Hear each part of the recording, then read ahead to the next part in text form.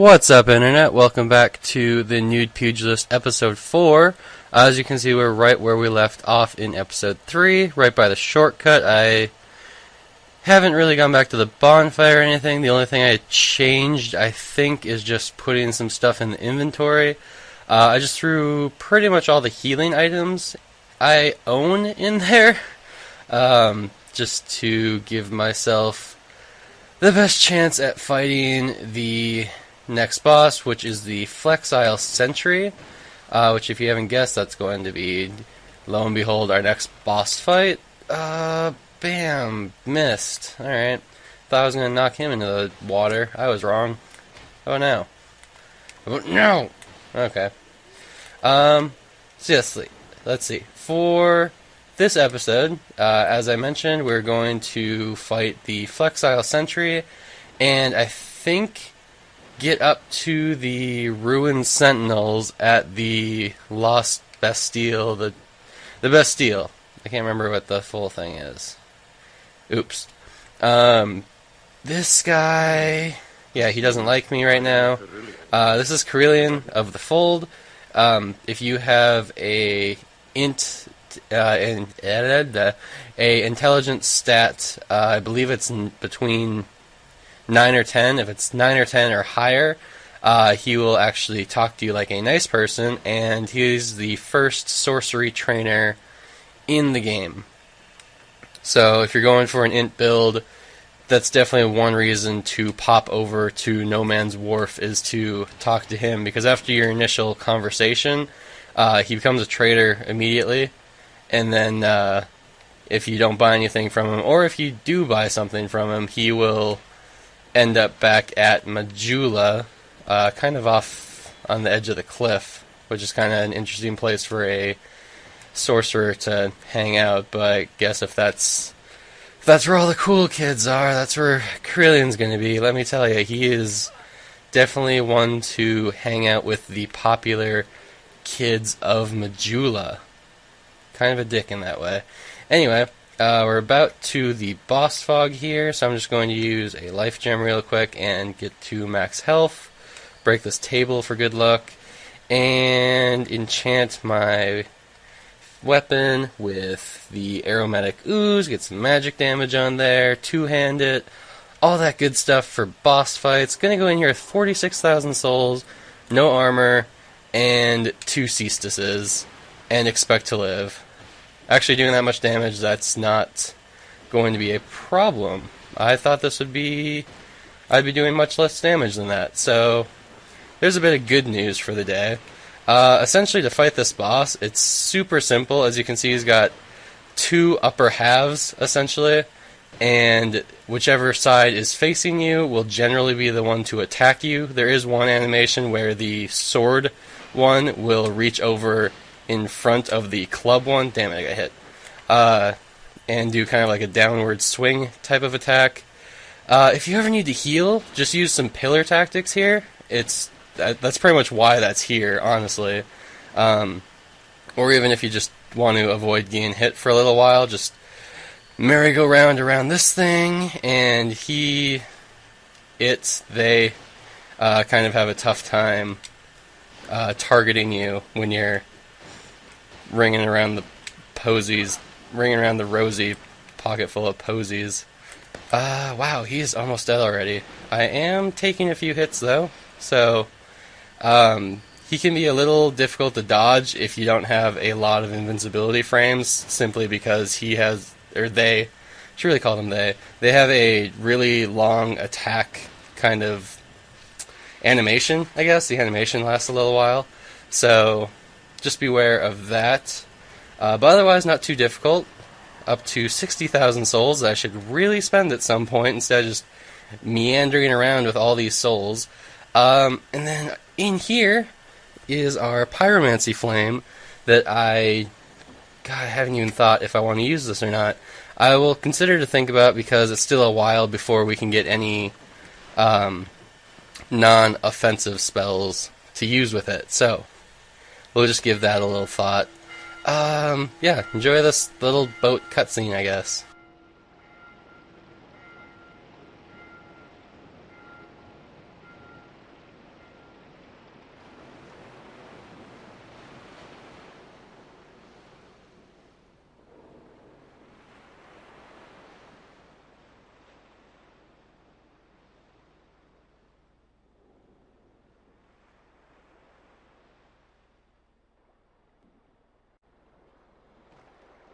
Okay, so once that ends, we'll be over here. This is at the Bastille. It's kind of interesting. The first time I've ever been to this little outcropping here was actually the first time I played. I found this before I found No Man's Wharf. So I was kind of confused with the boat being there and like no way to board it. It was just kind of an interesting situation. I'm going to take this elevator up. We'll be by the next bonfire pretty quickly, so I think we'll go to Majula. There's an item. Oh, I missed it. In one of these alcoves, or these walls, there's a little bit of a torn out alcove. What you do to get that item, I'm not going to do it because it's not worth my time, but it's a repair powder and a scimitar. So if you're interested in any of those items, what you do is you quickly run into the elevator, step on the switch. Actually, I'll just do it real quick. You do that, run back out, door will close, it'll start to lower, like elevators do, and then you just ride the elevator down all the way to the alcove and get the items. For now, I'm just going to head and grab this one. As I said, the scimitar is of no use, and the repair powder, I mean, I could use it, but it's just not worth the time to go there, especially when I can just purchase some. So we got our first bonfire here, light that baby up, there we go, and we'll head back to Majula.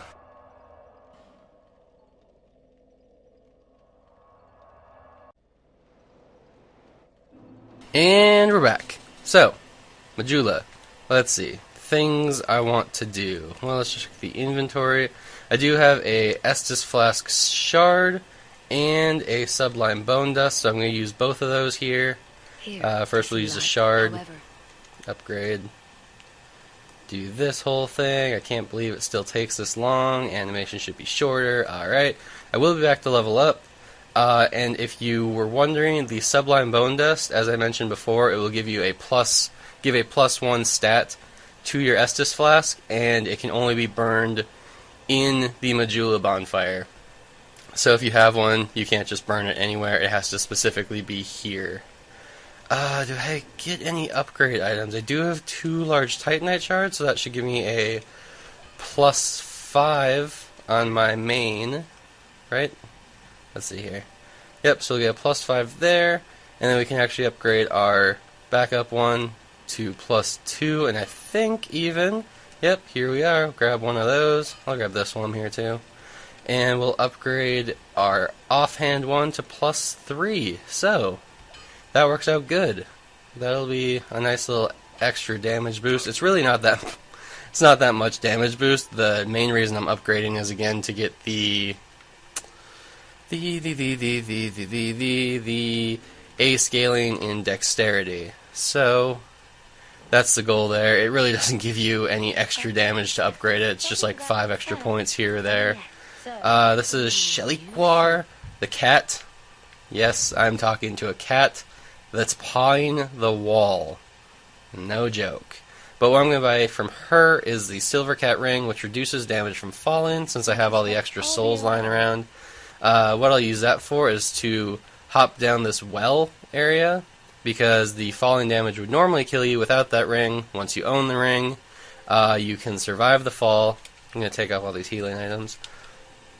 If you have a lot of health and low equip burden, you can also survive the fall. It's just the ring mostly guarantees that you'll survive the fall, so that's why I did that. I'm just going to max out my life gems, because I can have the souls, so there's 99 of those, because I'm sure I'm going to be healing a lot, and I'm going to try and not die as much as I can, so there's that. We'll use the rest of the 13,000 souls to level up. Let's do more strength, I guess. Do another 5 points into strength. That'll give me 195 for the base damage I'm doing, so that'll be good. Be done there. Do that. And let's head on back to the Lost Bastille. You know what? I lied. Wow, I totally lied. We're gonna go to Forest of Fallen Giants. My bad.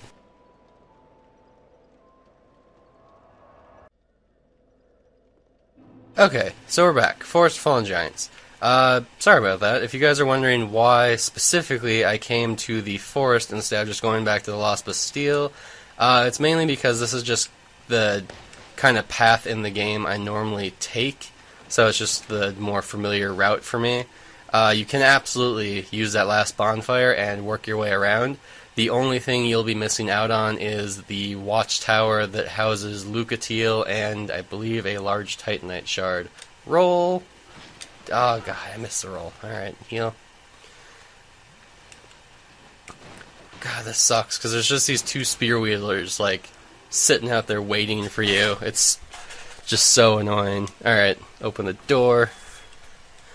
Can't believe this is the first time I opened the door, but then I realized I didn't actually fight the pursuer in his normal boss spawn area, which is great. Oh, halberd.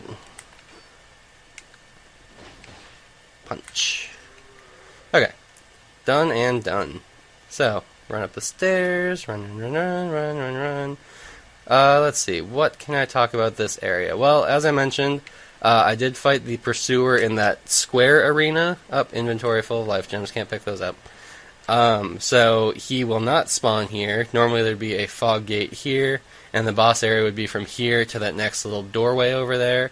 As you can see, it's just more of a rectangle area, and you could fall off here.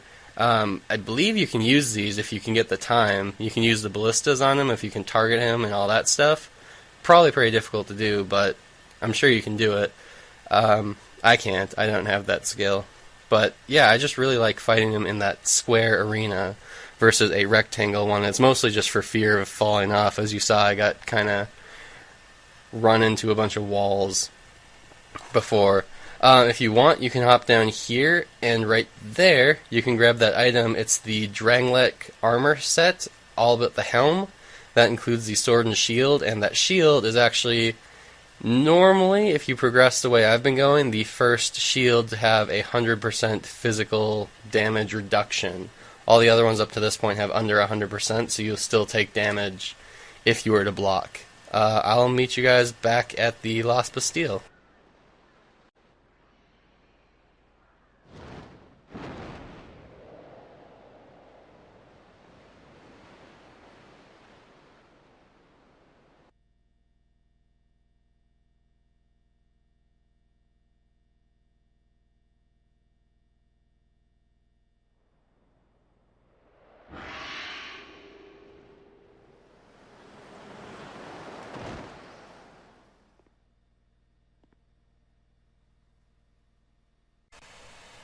Wow, I was not anticipating that many cutscenes, but that's okay. It happens. The first bonfire I normally hit up is this one, so that's good. Got that one. I'm going to head around here and pick up a large Titanite shard, because they're not easy to get around this stage, and as you can see, we're almost done with them. For our primary weapon, at least. We still need to do it for the offhand. If you wait for him, that first dog, to walk close to you, you can run into this barrel, blow it up. I forgot to look out for this one, though, and he just seemed to ignore that. So we're just going to do a sky down strike. Kill him. Soul of a Nameless Soldier, always useful.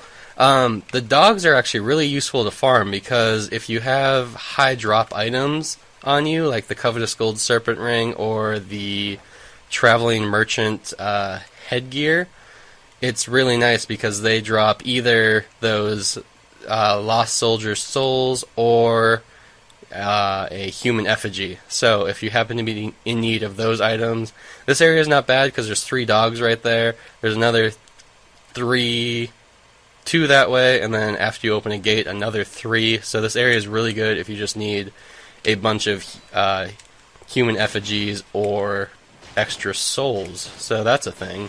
Wow, he hit me. I thought I would have killed him first. That's okay.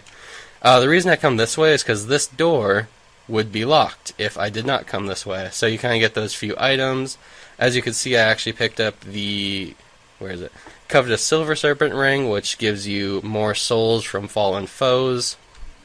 Not going to use that. Souls are not my primary objective in this run, just because I feel like I'm going to have too many at the end. The second time you talk to Lucatiel, whether you've summoned her or not, she will give you a human effigy and just kind of tell you a bit more about herself. So that's always fun. Character lore is always really interesting in the Souls games. But I'm not here for that. I'm here to punch things. There's another large Titanite shard, so I'm probably a liar when I say they're rare, but they feel a lot more rare. Maybe it's just because I try to upgrade armor at the same time, normally. But I don't have armor, so I can't do that. Oop, you hit me. Alright. I'll allow it. And by I'll allow it, I mean, that sucks. But, I'm gonna keep punching you. Oh my god. Such weird hitboxes where you can't get in far enough to actually, like, punch them if you're in a certain area. I'll have to keep that in mind. So here's this little walkway I was telling you about. There's the 3 dogs here. 1, 2, and 3 guarding an item. So again, if you need to do farming for either of those things, really good area. Just 3 dogs, and 3 dogs. What is this, Fallout 3? 3 dog is just everywhere. Oh, crap. Okay, so that did not go how I wanted it to. If you see that crack down there, you can push this gunpowder barrel that exploded down these stairs, and when it hits that, or if you hit it with a firebomb, the barrel, not the actual wall, you can't break the wall without the barrel, the wall will break open, there's a bonfire, and then actually a blacksmith in there. He's the one that can infuse weapons with different elemental infusions, I guess is the word. So we can't get in there right now because I screwed that up. And to be fair, I didn't screw it up. That big guy screwed it up when he used his big scythe thing. So that's a little sad. We'll have to come back here eventually. I mean, gonna use that blacksmith one way or another. He sells a lot of good items, and he's actually, depending on how you go about the game, he's generally the first one to sell large Titanite shards to you. So, if you happen to need those, he's the one to go to. These guys can deal a lot of damage, especially since this is still kind of early game, and especially since I have no armor. So if they do a big... Oh god, see? Even... Whoops, I fell. Even just that one kind of thrust did so much damage, and... Yeah, there's a lot of them, so they'll kind of group up on you, and they can really just tear you a new one with those really odd great swords of theirs that are like curvy. These things are interesting. I rolled through them all. But yeah, it's kind of interesting because you can break them by hitting them, but it's faster to break them by rolling. So, I'm gonna open this door and look down to our death. Not gonna go that way. Haha, From Software, and another one of their little tricks to make you learn to look before you leap. They are an interesting developer where they kind of try to make you learn from your mistakes. It's not just like we're trying to screw you over.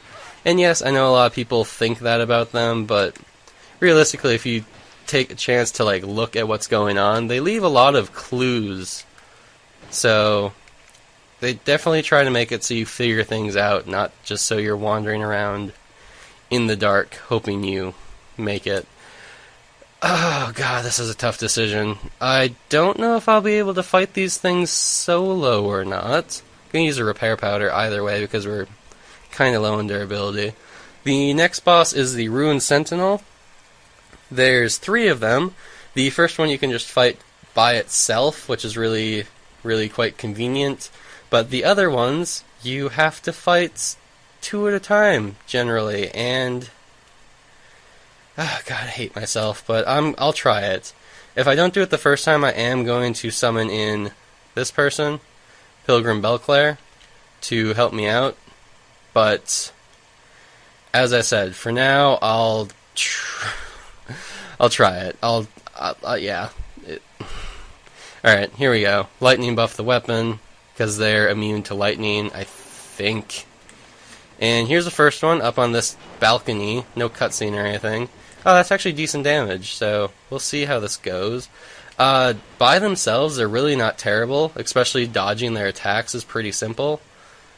It's just the fact that, A, if you got them down on that little, or big hallway, down there, or a big room, they're pretty difficult because they have a lot of attacks that just go on forever. Like they have this one, pretty much like the Link from Legend of Zelda, like press and hold B attack where you do that charge and like swing your weapon around. They do that. So that can deal a lot of damage, and it can be really difficult to dodge. Again, since I'm doing such decent damage, I will give this a shot. See, he even just fell, so if we can keep fighting these guys one-on-one, not going to have a problem with it. See, now they're both up here, so gonna heal because I don't know when I'm gonna be hit next. Like there. Well, alright, there's the first death of the game. Damn it.